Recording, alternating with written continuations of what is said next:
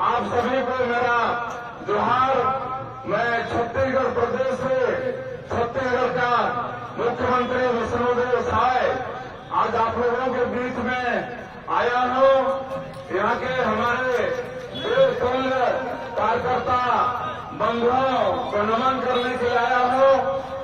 और ये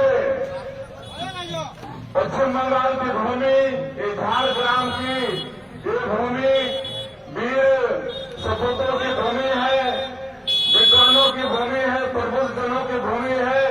तो यहाँ की भूमि को मैं सबसे पहले नमन करता हूँ। और आज हम सभी लोग भारतीय जनता पार्टी के कार्यकर्ता हैं, जो आज देश ही नहीं दुनिया की सबसे बड़ी राजनीतिक पार्टी है। इससे बड़ी कोई राजनीतिक पार्टी नहीं है। और इस पार्टी में लोकतंत्र है।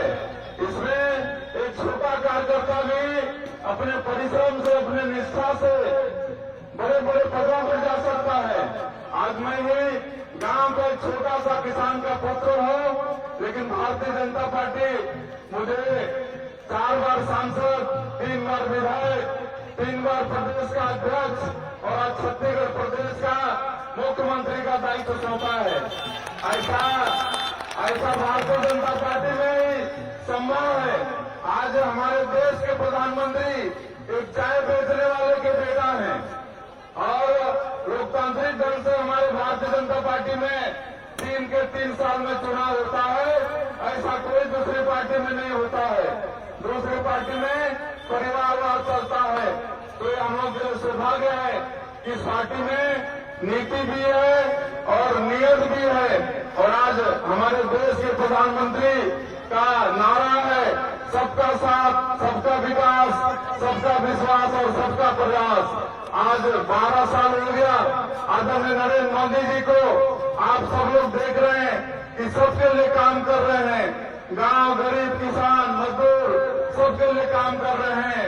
लेकिन पश्चिम बंगाल के लिए दुर्भाग्य की बात है कि आज 15 साल से यहाँ ममता दीदी मुख्यमंत्री के पद पर आसीन है। वो भारत सरकार की योजनाओं को यहाँ पर लागू नहीं करती है।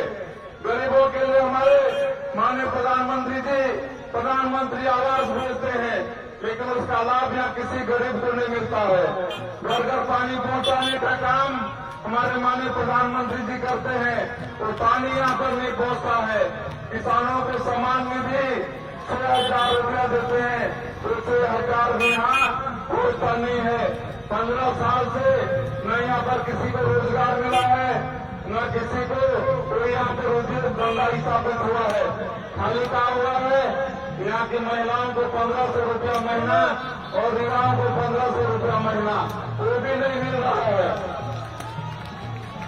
तो न हमारी बहु बेटियों का सम्मान का रक्षा कर रही है, न हमारे बेरोजगार भाई बहनों को नौकरी दे रही है। तो इनको आके नौकरी दिलाना क्या और सरकार ने बैठाना ही क्या? टीएमसी को नहीं बैठा रहे ना।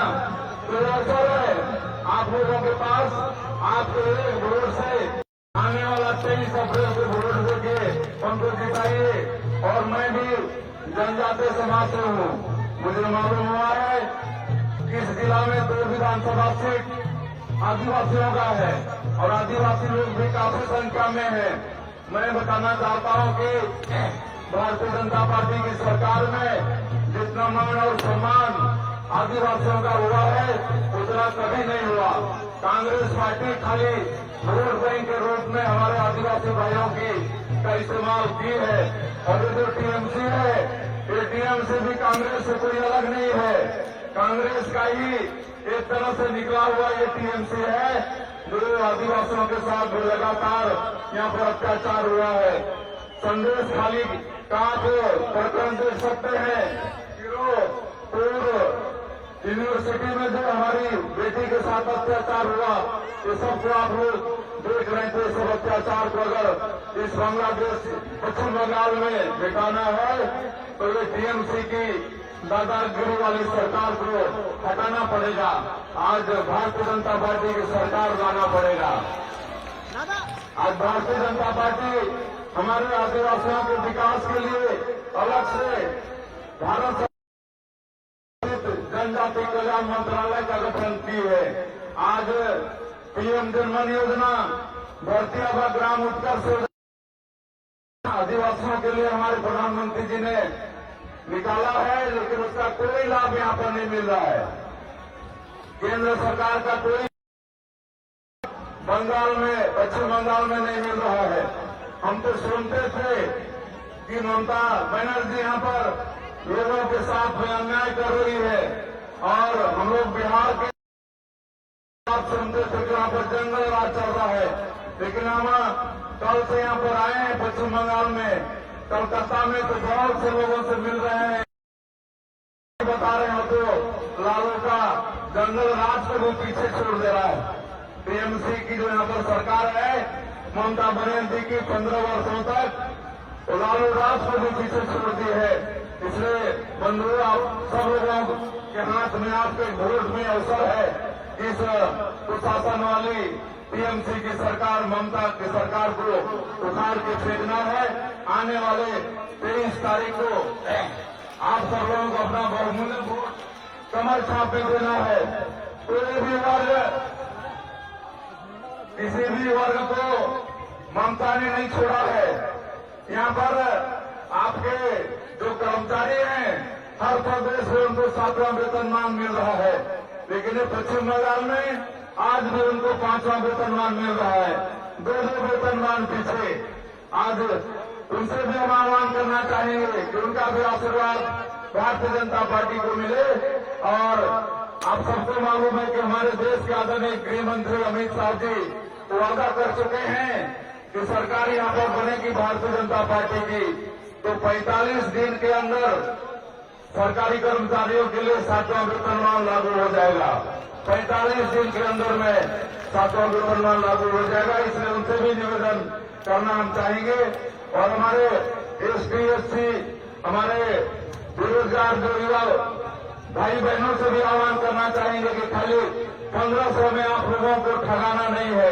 वो भी 1500 लगातार मिल नहीं रहा है, सब भाई लोग बता रहे हैं, तो पूरा झूठ बोल के, धोखा दे के सरकार चला रही है।